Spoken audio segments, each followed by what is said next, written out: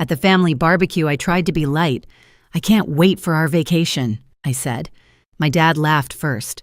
"It's only for family without you." The patio roared. My sister snorted.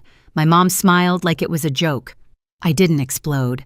I nodded, stood up, and left my unopened wine on the table. 5 days later, Mom reached for $5,000 she thought was still hers. One tap later, the account had a new name and their group chat had a new problem. Stay with me. This story doesn't end where they thought it would. Because before that barbecue, before the laughter, and the $5,000, there were years of smaller cuts. Little things I kept excusing because they were family. I teach 4th grade. My life is quiet lesson plans, cafeteria coffee, the smell of dry erase markers that never quite leaves your clothes. My weekends were always for them. I'd drive 40 minutes to fix a Wi-Fi router, pay for a plumber they couldn't afford, or pick up groceries when their card unexpectedly declined. They'd thank me post-family photos and somehow forget to tag me. The truth is, I used to love being useful. It made me feel needed. But somewhere along the way, being needed turned into being used. Emily noticed first. She's calm, practical, the kind of person who plans vacations with spreadsheets. Last spring, she said, "You realize they only call when something breaks, right?" I laughed it off. I told her she didn't understand how families work. I said guilt was our love language. She didn't find it funny. Then came Colorado. A 3-day cabin trip, cheap, quiet, a break from grading papers and phone calls that always started with Zoey. I didn't post a single photo, but my cousin did. One picture of me and Emily smiling against the snow. That's all it took. 2 days later, the text started.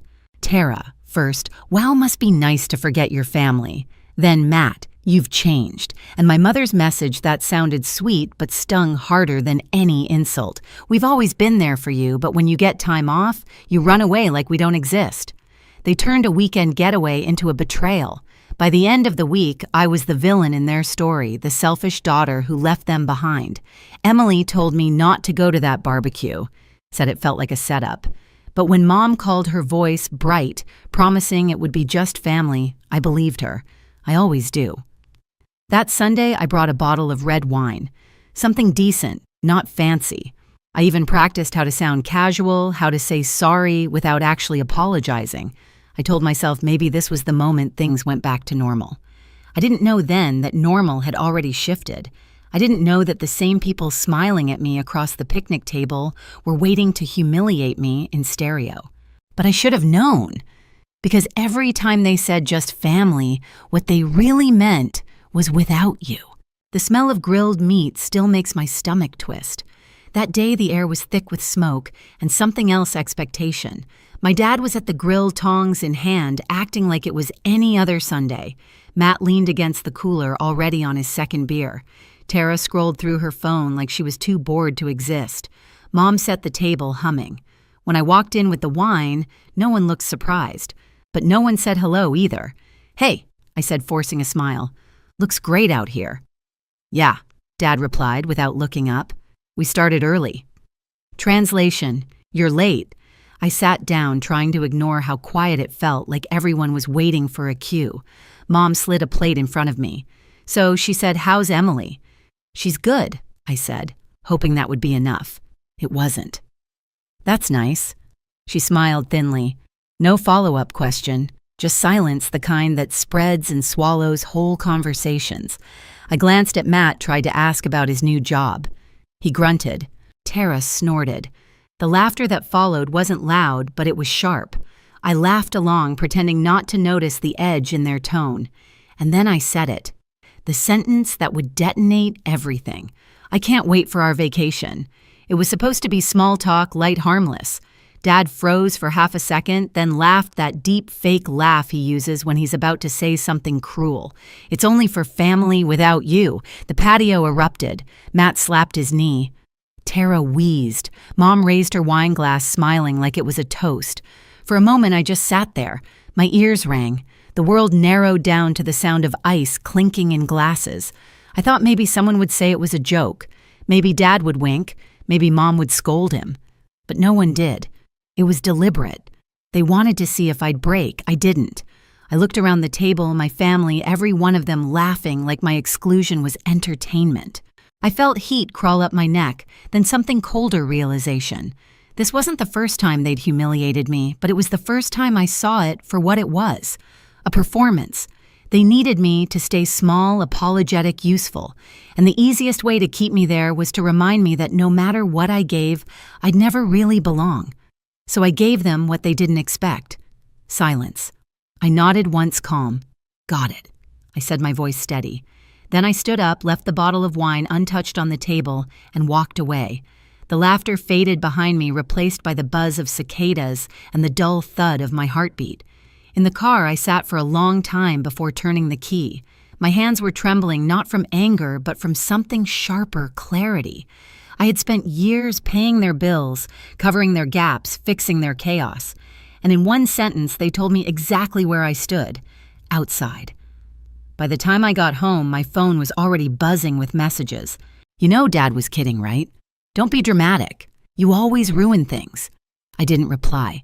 Instead, I opened the banking app, the joint account I had stupidly left active after years of helping with their emergencies. The balance blinked back at me. I thought about closing it right then, but I didn't. Not yet. Some part of me wanted to see how far they'd go once they realized I wasn't reacting. It didn't take long. 5 days later, my phone lit up with a new notification. Withdrawal attempt, $5,000. That was the moment the humiliation turned into something else. Something quiet, sharp, and certain. If they wanted me out of the family, I'd give them what they asked for. Completely. The notification sat on my screen like a punchline. Withdrawal attempt, $5,000.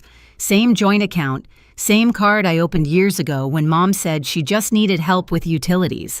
I should have closed it ages ago. But guilt has a way of keeping doors unlocked.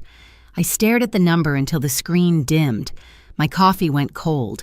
Somewhere between the barbecue and this moment, something in me had gone still. No yelling, no panic, just a clean, steady line inside my chest. I called the bank first, blocked the card, I said, my voice calm. Immediately, the rep asked if I wanted to file fraud. I almost laughed. No, I said, it's family. When the confirmation email arrived, I reopened the app. The account name blinked at the top family fund. I pressed edit, deleted every letter. Then I typed 3 words, pay without me. For a moment, I just looked at it, the phrase that summed up years of guilt and small humiliations. I hit save. 10 minutes later, my phone started buzzing. Mom, hey, did you touch the account, Dad? Your mother made a mistake. Fix it. Tara, haha. Matt, seriously, what's your problem? I didn't reply. Instead, I took a screenshot of the account name, the failed transaction, and sent it to the group chat. No caption, no explanation. Then I put my phone face down and went for a walk. The air was heavy with that sticky, late summer heat, but my mind felt clear. For the first time in a long time, I wasn't rehearsing apologies in my head. I wasn't planning how to make things right. I was just done. When I got back, the group chat had exploded 40 messages deep. Mom wrote, "This is ridiculous. We needed that money for the holidays. Dad, after everything we've done for you, Tara Elmeo, you're actually insane. Matt, grow up, Zoey." I read every word, then archived the chat. Not deleted, just folded away like a document I might someday show a lawyer. Emily found me sitting on the couch, legs tucked under a blanket, staring at the dark phone screen. She didn't ask what happened, she just said, "You finally did it, didn't you?" I nodded. "Yeah." I stopped paying for people who never saw me as part of the bill. Outside, thunder rolled low and slow across the sky. Inside, my phone vibrated again, another wave of messages I didn't care to read. They wanted chaos. I gave them silence. That's the thing about revenge. Not every explosion is loud. Sometimes it's just a quiet click, followed by the sound of everything you owe finally disappearing. By the next morning, the panic had bloomed. When I checked my phone before work, I had 16 missed calls and a string of messages that bounced between outrage and desperation. The family group chat had turned into a battlefield of accusations, each of them blaming someone else for losing control of the account. Mom claimed she didn't know the withdrawal was that large. Dad wrote, "This is petty, Zoey. You're embarrassing yourself." Tara posted a crying, laughing emoji followed by a screenshot of the rejection notice from the bank, like it was some kind of family meme. I muted the thread. By lunchtime, Mom showed up outside my classroom. The secretary buzzed me. "There's a Mrs. Brooks here," she said. "Says it's urgent." I stepped into the hallway, heart steady. Mom was standing there holding her purse like it was a prop in a play she'd rehearsed. "You blocked the card?" She asked, her voice soft, trembling in all the right ways. "Yes." She blinked fast, trying for tears that wouldn't come. "We just needed it for the holidays." I folded my arms. "You tried to take $5,000 without asking me. It was for us, for the family." I smiled small. "You said I wasn't family, remember?" Her mouth opened, then closed again. She wasn't expecting that. "Zoey," she said finally, "you're overreacting. You're being cruel." That word cruel landed harder than the laughter ever did. For years they'd taken and called it love. Now me saying no was cruelty. "I have to get back to class," I said. "You should go." Her voice cracked on my name, but I walked away before I could start to care again. That night, I came home to Emily setting out takeout containers on the counter. "You okay?" she asked. I shrugged. "They're unraveling." She smiled faintly. "Good." But it didn't stop there. 2 days later, I came home to my apartment door slightly ajar. My first thought was that I'd forgotten to lock it. My second thought, when I heard voices inside, was worse. Mom and Dad were standing in my living room. Tara sprawled on the couch, shoes off, scrolling her phone, a half-eaten bag of chips on the coffee table. "What are you doing here?" I asked. Mom turned with that same practice calm. "You weren't answering." "Because you tried to steal from me," I said. Dad stepped forward, voice heavy with mock authority. "Watch your tone. We're still your parents. Then act like it." He scoffed. "You've changed. Ever since you started dating her." Emily froze at the doorway, holding the takeout bag like a shield. "You broke into his apartment," she said evenly. "That's not okay. This is family business," Mom snapped. I felt the last thread of patience snap. "No," I said. "This is trespassing." They didn't move. Tara laughed softly without looking up. "You're such a drama queen." I walked to the door, opened it wide. "Get out, Zoey, now." Mom's eyes narrowed, cold replacing the sweetness. "You're going to regret this. I already did," I said and shut the door behind them. The silence after they left felt sacred. Emily sat on the couch, shoulders tense. "They're not going to stop," she said. "I know." That night, I called someone I hadn't spoken to in years, my mother's sister, Denise, the family's black sheep.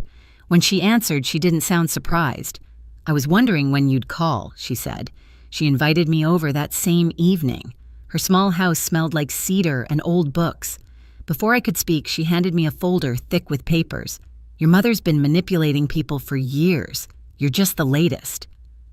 Inside were records, payments, old transfers, even hand-signed notes from the time she'd borrowed money from Denise and never repaid a cent. $10,000 for a roof repair in 2012. Another $5,000 for a medical emergency that turned out to be a Caribbean cruise. I felt sick. "She said you were unstable," I murmured. Denise laughed. "Of course she did. It's easier to erase the truth when everyone thinks you're crazy." We spent hours comparing stories. The patterns matched perfectly. Borrow, lie, guilt, repeat. "I can help you," she said, pouring wine into 2 mismatched glasses. "But if we do this, you have to be ready for them to hate you." I smiled for the first time all week. They already do. The next few days were a quiet storm. Denise's friend, someone who worked in financial compliance, helped me sever every tie I had with my parents, accounts, emergency contacts, insurance. I closed the last joint account, then sent one message to the family chat, a screenshot of the zero balance under the name, "Pay without me." No caption, just silence. Matt responded first. "What the hell is this?" Tara followed. "You're losing it." Mom called 6 times in an hour. I didn't answer.